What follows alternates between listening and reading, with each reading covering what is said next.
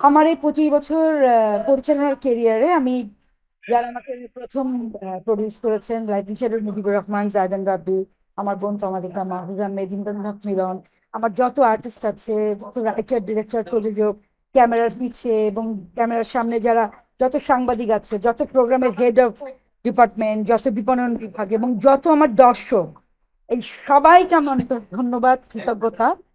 কারণ আমি কৃতজ্ঞ হয়ে থাকতে চাই এই মানুষগুলোর প্রতি, কারণ এদেরকে ছাড়া কখনোই আমি আজকে চয়নিকা চৌধুরী না, আমার শিল্পীদের ছাড়া কখনোই আমি আজকে চয়নিকা চৌধুরী হতে পারতাম না। আর আমার ফ্যামিলি ফ্যামিলি সবার আগে, এদের সাপোর্ট ছাড়া হয়তো আমি এতটা পথ রান করতে পারতাম না। সবার উপরে আছে, উপরে যিনি আছেন তিনি, তার প্রতি আমার সমস্ত ভরসা।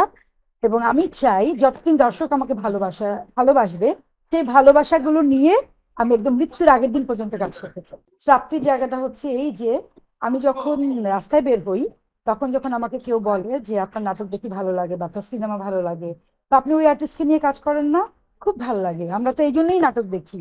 বা যখন পরিবারের কোনো দাদা দাদি, খালা খালু বা যারা সিনিয়র ভাবি, মানে গুরুজনরাও যখন বলে বা এই জেনারেশনে যখন বলে, আমাকে তারা চেনে, আমার রোমান্টিজম তাদের ভালো লাগে, আমার নাটক তাদের ভালো লাগে, আসলে এটাই আসলে প্রাপ্তি।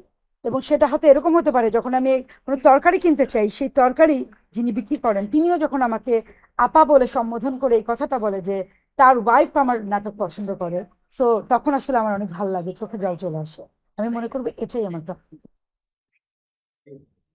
আর অপ্রাপ্তি কথা বলতে চাই না, তবে একটু একটু আফসোস হয় যখন আমি দেখি যে আমার অনেক সহকর্মীরা, আমি কাউকে ছোট করে বলছি না, আমার অনেক সহকর্মীরা এই সময় যারা বড় যে মানে আর্টিস্ট আছেন, যারা অনেক নিউ আর্টিস্ট আছেন, তাদের তাদের ডেট নিয়ে এসে যখন বলে যে আমি কাজ করতে চাই, এবং তারা যখন কাজটা পায় অনেক বিগ বাজেটের, তখন হয়তো মাঝে মাঝে আমার মন খারাপ লাগে যে আরে আমি যদি 3 দিনের জায়গায় 4 দিন একটা বাজেট পেতাম, আমি যদি একটু বড় প্রোডাকশন করতে পারতাম।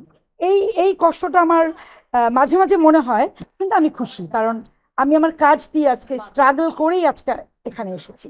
সো এটাই আমার ভালো লাগা, আমার কাছে লাইফ ইজ বিউটিফুল।